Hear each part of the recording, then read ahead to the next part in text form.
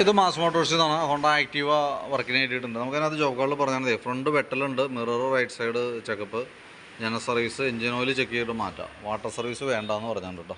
അപ്പോൾ നിലവിൽ നമ്മൾ വണ്ടി ഓടിച്ചു നോക്കി, ഫ്രണ്ട് സൈഡിൽ നിന്ന് നല്ല രീതിയിൽ വെട്ടൽ കാണിക്കുന്നുണ്ട്. ഫ്രണ്ട് ഫോർക്ക് ചെറിയൊരു അലൈൻമെൻറ്റ് വ്യത്യാസം വന്നിട്ട് വണ്ടി റൈറ്റ് സൈഡിലേക്ക് ഒരു റൈറ്റ് സൈഡിലേക്ക് ഒരു സൈഡ് വരിവും കാണിക്കുന്നുണ്ട്. സൈഡ് ചെരിഞ്ഞു പോകുന്നുണ്ട്.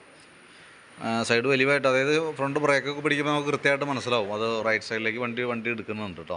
അതൊന്ന് ശ്രദ്ധിച്ച് ഓടിക്കുക. ബാക്ക് ബ്രേക്കിൻ്റെ ഭാഗമായി എന്തുകൊണ്ട് നമ്മൾ ബാക്ക് വീൽ അഴിച്ചിട്ടുണ്ട്. ബ്രേക്ക് ലൈനർ നമ്മൾ ചെക്ക് ചെയ്തു, അത്യാവശ്യം നല്ല ലൈനറാണ്. കമ്പനി ലൈനർ അത് നമുക്ക് കിടക്കണം കേട്ടോ. അപ്പോൾ നമുക്ക് തൽക്കാലം ബ്രേക്ക് നമുക്കൊന്ന് അഴിച്ച് ഗ്രീസ് ചെയ്ത് നമുക്ക് റീസെറ്റ് ആക്കാം. ബാക്ക് വീൽ പിടിപ്പിക്കുന്നത് ഈ ഒരു ഷാഫ്റ്റ് വേണം. എൻ്റെ ബെയറിങ്ങിൻ്റെ ഒക്കെ പ്ലേ ചെക്ക് ചെയ്ത് വേറെ കംപ്ലയിൻ്റ് ഒന്നുമില്ല.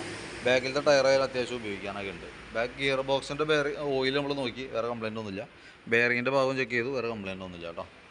എയർ ഫിൽട്ടർ, പ്ലഗ്, ഇത് രണ്ടും അടുത്ത സർവീസിൽ നമുക്ക് മാറ്റേണ്ടി വരും കേട്ടോ. അപ്പോൾ കുറച്ച് പൊടിയൊക്കെ ഉണ്ട്, തൽക്കാലം തുടച്ച് ക്ലീൻ ചെയ്താൽ ഈ ഒരു സർവീസും കൂടിയേ കിട്ടുള്ളൂ. അടുത്ത സർവീസിൽ എന്തെങ്കിലും മാറ്റിയിടേണ്ടതായിട്ട് വരും കേട്ടോ. മാറ്റുമ്പോൾ എയർ ഫിൽട്ടറും പ്ലഗും കൂടിയാണ് മാറ്റേണ്ടി വരാം. ക്ലച്ച് സൈഡ് നമ്മൾ അഴിച്ചിട്ടുണ്ട്. ക്ലച്ച് ഗ്രീസിങ്ങിനൊക്കെ ആയിട്ട് അഴിച്ചാനാണ്. നിലവിൽ വേറെ പറയത്തക്ക ലീക്കേജ് കാര്യങ്ങളൊന്നുമില്ല. ക്ലച്ചൊക്കെ നല്ല ഫ്രഷ് ആയിട്ട് തന്നെ ഇരിക്കണം. കാര്യമായിട്ടുള്ള പൊടി ചെറുതായിട്ടൊക്കെ ഉണ്ട്, അതൊക്കെ ഒന്ന് തുടച്ച് ക്ലീൻ ചെയ്ത് എയർ അടിച്ച് ക്ലീൻ ചെയ്തേക്ക് ഇടാം. പിന്നെ ബെൽറ്റ് നോക്കി, കമ്പനി ബെൽറ്റ് കിടക്കണം. ഹോണ്ടയുടെ ഒറിജിനൽ ബെൽറ്റിന് നമുക്ക് കിടക്കുന്നത്. പുതിയ ബെൽറ്റാണ്, വലിയ പഴക്കമായിട്ടില്ല. Variator body, boss drive, roller normal സാധാരണ രീതിയിലുള്ള തേമാനമുണ്ട്. കംപ്ലൈൻറ്റ് എന്ന് പറയാവുന്ന സ്റ്റേജൊന്നും ആയിട്ടില്ല. ബെൻഡെക്സ് ആയാലും വർക്കിംഗ് ഒക്കെ ഓക്കെയാണ്. ക്ലച്ച് യൂണിറ്റും വർക്കിംഗ് ഒക്കെ ഓക്കെയാണ്, വേറെ പ്രോബ്ലമില്ല. ക്ലച്ച് ഷോക്ക് അത്യാവശ്യം ഉണ്ട്. അപ്പോൾ ഞാൻ ക്ലച്ചൊന്ന് അഴിച്ച് ഗ്രീസ് ചെയ്ത് റീസെറ്റ് ആക്കണമുണ്ട് കേട്ടോ. വേറെ പറയത്ത കംപ്ലൈൻ്റ് ഇല്ല. പിന്നെ ഈ സൈഡിലേക്ക് വരുമ്പോൾ എഞ്ചിൻ ഹെഡിൻ്റെ ഇവിടെ ചെറിയൊരു നനവുണ്ട്. പക്ഷേ അത് അതിന് വേണ്ടിയിട്ട് നമുക്ക് ഗ്യാസ്കറ്റ് മാറ്റേണ്ട ആവശ്യമില്ല, അത് പരമാവധി ഓടട്ടെ. പിന്നെ കാർബറേറ്ററുമായി ബന്ധപ്പെട്ട് പ്രത്യേകിച്ച് കംപ്ലൈൻറ്റുകളൊന്നും നിലവിലില്ല. കാർബറേറ്റർ ക്ലീനിങ് നമുക്ക് ജനറൽ സർവീസിൽ വരുന്നില്ല, നമ്മൾ അഡീഷണൽ ചെയ്യേണ്ട കേസാണ്. പ്രത്യേകിച്ച് ഇപ്പോഴത്തെ പെട്രോൾ ഉപയോഗിക്കുമ്പോൾ കോമൺ ആയിട്ട് കംപ്ലൈൻറ്റ് ഉണ്ട്. അതായത് E20 എന്ന് പറയുന്ന പെട്രോളാണ്. അത് ഫ്യൂൽ പമ്പുള്ള വണ്ടികൾക്ക് പ്രശ്നം ഉണ്ടാവില്ല. കാർബറേറ്റർ മോഡൽ വണ്ടികൾക്ക് അത് കംപ്ലൈൻ്റ് ആണ്. കാരണം എന്ന് വെച്ചാൽ പെട്രോൾ കാർബറേറ്ററിൽ കിടന്നിട്ട് ഓക്സിഡേഷൻ സംഭവിച്ച് അതിൻ്റെ ഉള്ളിൽ ഈ അലുമിനിയമായിട്ട് വർക്ക് ചെയ്യുന്ന സമയത്ത് മൊത്തം പൊടിഞ്ഞു പോകുന്നൊരു കംപ്ലയിൻറ്റ് വരുന്നുണ്ട്. അപ്പോൾ ചിലത് ഓവർഫ്ലോ ആയിരിക്കും കാണിക്കുക, ചിലത് സ്റ്റാർട്ടിങ് കംപ്ലയിൻറ്റ്, മിസ്സിങ്, അങ്ങനെ പല പ്രോബ്ലംസ് ഉണ്ട്. നിലവിൽ നമ്മുടെ വണ്ടിക്ക് ഇപ്പോൾ ഇല്ലെങ്കിലും ആ കംപ്ലയിൻറ്റ് എപ്പോൾ വേണമെങ്കിലും വരാം കേട്ടോ. ഇന്നോ നാളെയോ മറ്റന്നാളോ അല്ലെങ്കിൽ ഈ പറഞ്ഞ ഈ മാസമോ അടുത്ത മാസമോ എപ്പോഴെങ്കിലും കംപ്ലയിൻറ്റ് വരും, 100% ഉറപ്പ്. പക്ഷേ നമുക്ക് ജനറൽ സർവീസ് ചെയ്തിട്ട് തൊട്ടടുത്ത് തന്നെ വരുമ്പോൾ സ്വാഭാവികമായിട്ടും നമ്മൾ വർക്ക് ചെയ്തതിന് ശേഷം ഒന്നൊന്ന് തോന്നരുത്. നിലവിൽ അങ്ങനത്തെ കംപ്ലയിൻറ്റ് ഇപ്പോൾ ഒട്ടുമിക്ക വണ്ടിക്കും കോമൺ ആയിട്ടുണ്ട്. അതുകൊണ്ട് ഞാൻ എടുത്ത് പറഞ്ഞു എന്നുള്ളൂ കേട്ടോ. കാർബറേറ്റർ നമ്മളിപ്പോൾ അഴിക്കുന്നുമില്ല. കംപ്ലയിൻറ്റ് ഇല്ലാതെ കൊണ്ട് കാർബറേറ്ററിൻ്റെ തുടയെ അഴിക്കുകയോ ചെയ്യരുത്. കാരണം ഞാൻ അഴിച്ച് ക്ലീൻ ചെയ്താൽ ചിലപ്പോൾ ഗുണത്തേക്കാളേറെ ദോഷമായിട്ട് വരികയും ചെയ്യും. കാരണം അതിൻ്റെ ഉള്ളിൽ ദ്രവിച്ചിരിക്കണമെന്നുണ്ടെങ്കിൽ പിന്നെ റീസെറ്റ് ചെയ്യുന്ന സമയത്ത് ഓവർഫ്ലോ കംപ്ലയിൻറ്റ് വരും. കാർബറേറ്റർ നമ്മളിപ്പോൾ തന്നെ മാറ്റേണ്ട ഒരു സിറ്റുവേഷൻ വരും. അപ്പോൾ ആ രീതിയിൽ ഓടട്ടെ. ഫ്രണ്ടിലേക്ക് വരുമ്പോൾ ഫ്രണ്ട് ബുഷുകൾ, ഫ്രണ്ടിലത്തെ ഗ്രീൻ ബുഷ് കാര്യങ്ങൾ കംപ്ലയിൻ്റ് ആണ്. അത്യാവശ്യം നല്ല രീതിയിൽ നോവലായി പോയിട്ടുണ്ട്. പിന്നെ ഫ്രണ്ടിലത്തെ ലിങ്കിൻ്റെ ബുഷായാലും കംപ്ലയിൻ്റ് ആണ്. ഷെയ്ക്ക് ഉണ്ട്, ഇതുണ്ട്, അത്ര ഷെയ്ക്ക് കാണിക്കുന്നുണ്ട്. അപ്പോൾ തൽക്കാലം ലിങ്ക് ബുഷ് ഫുൾ സെറ്റായിട്ട് മാറ്റുമ്പോൾ 500-550 നമുക്ക് അതിന് മാത്രം ചിലവുണ്ട്. അപ്പോൾ തൽക്കാലം അത് സെറ്റായിട്ട് മാറണ്ട. അതിൻ്റെ ഉള്ളിൽ തന്നെ കോളർ മാത്രം മാറ്റി റീസെറ്റ് ചെയ്യാം. ഷോക്കിൻ്റെ ബുഷ് പിന്നെ മാറുകയില്ല, അത് നമുക്ക് മാറ്റിയിടാം. ഇതിൻ്റെ കോളർ മാത്രം വരുമ്പോൾ ഏകദേശം 80-85 100 താഴെ നമുക്ക് 2 കോളറിന് വരും കേട്ടോ. അപ്പോൾ അത് ആ രീതിയിൽ ഉപയോഗിക്കാം. ഫ്രണ്ടിലത്തെ ബ്രേക്ക് ലൈനർ നമുക്ക് കിടക്കുന്നത് കമ്പനി ലൈനറാണ്. ഹോണ്ടയുടെ ഒറിജിനൽ ലൈനർ കിടക്കണം. പുതിയ ലൈനർ വലിയ പഴക്കമായിട്ടില്ല. സ്പീഡോമീറ്റർ ഓൾറെഡി കംപ്ലയിൻ്റ് ആണ്, വർക്കിംഗ് അല്ല. ഫ്രണ്ടിലത്തെ ടയർ തീരെ തീർന്നേക്കാണ്.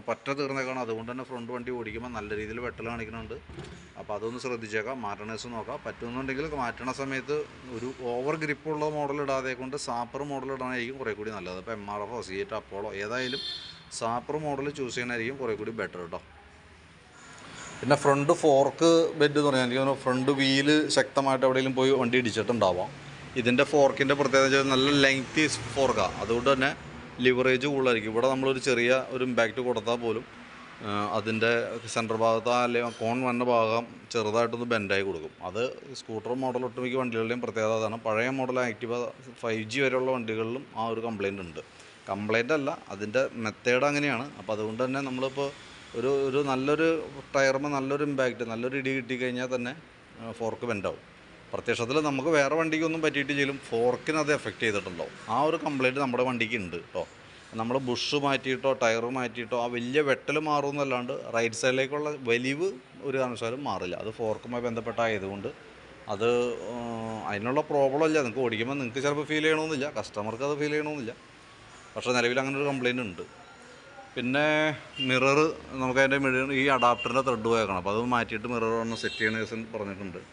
പിന്നെ സ്പാർക്ക് പ്ലഗ് നമുക്ക് തൽക്കാലം ക്ലീൻ ചെയ്തിടാം. എയർ ഫിൽറ്റർ മാറ്റുമ്പോൾ കൂട്ടത്തിൽ തന്നെ പ്ലഗും മാറണം. അത് അടുത്ത സർവീസിൽ നമുക്ക് മാറ്റിയിട്ടാൽ മതി.